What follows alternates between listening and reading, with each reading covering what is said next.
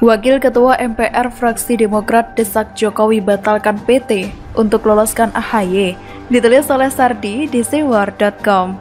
Wakil Ketua MPR fraksi Partai Demokrat Syarif Hasan mendesak Presiden Jokowi agar menerbitkan peraturan pemerintah pengganti undang-undang untuk membatalkan batasan pencalonan presiden. Perpu tersebut akan membuka ruang bagi putra-putri terbaik asal Indonesia untuk mencalonkan diri dalam ajang Pilpres 2024 mendatang. Jika Presiden Jokowi mengambil inisiatif politik menghilangkan batasan demokrasi ini dengan mengeluarkan Perpu adalah terobosan politik yang sangat bijaksana dan tepat, kata Syarif. Undang-Undang Dasar 1945 tidak mengatur batasan persentase tertentu untuk pengajuan calon presiden dan wakil presiden. Karenanya, berbagai batasan atau hambatan yang diatur dalam regulasi kepemiluan sejatinya dihilangkan, katanya. Menurut dia, penghapusan presidensial threshold sesuai dengan konstitusi Undang-Undang Dasar 1945 dan juga amanat reformasi. Di banyak negara demokrasi, aturan pembatasan pengajuan presiden berupa persentase tertentu tidaklah dikenal.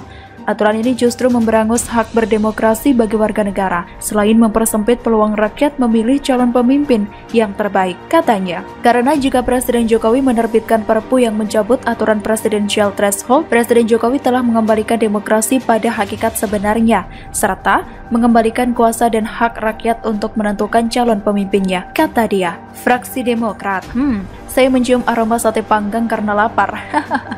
Back to the topic. Begitu tahu yang ngomong ini adalah fraksi Demokrat, maka seketika itu juga pikiran langsung melayang ke satu nama, yaitu AHY.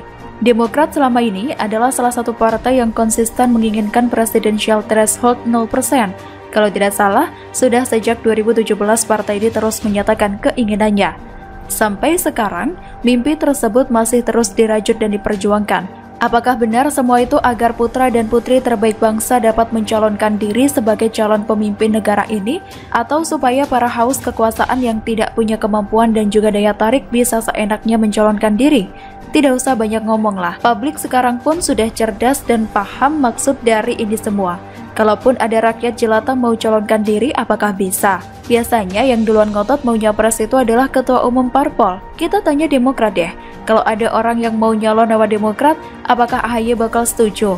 Bahkan meskipun orang tersebut jauh lebih populer dan lebih baik darinya, atau AHY malah duluan lari paling kencang buat nyapres. Saya malah yakin, kalau presidensial threshold dibuat 0%, para penguasa parpol bakal lari duluan ke garis terdepan buat nyalon.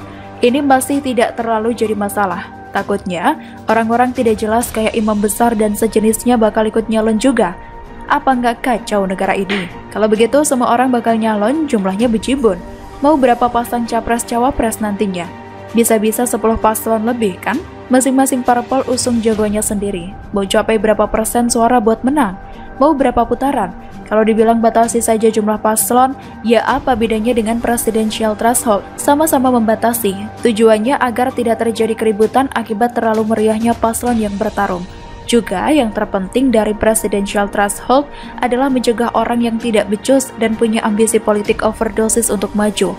Contoh nih, kalau presidensial threshold 0%, yakin AHY tidak mau nyalon. Masalahnya dia layak nggak jadi pemimpin. Di Pilgub DKI aja kalah telak, kemampuannya memimpin partai saja belum teruji, sikapnya saja masih belum dewasa. Masih mirip bapaknya yang suka berlebihan dalam menyikapi sebuah isu. Karena ada presidensial threshold, AHY agak kesulitan karena partai kurang kuat untuk mengusung dirinya sendiri. Kalau Demokrat teguh dalam memperjuangkan presidensial threshold, memang sudah jelas arahnya mau kemana. Pilpres 2019, kabarnya AHY mau ikut, tapi menurut kabar burung, dia ditikung pada menit-menit terakhir.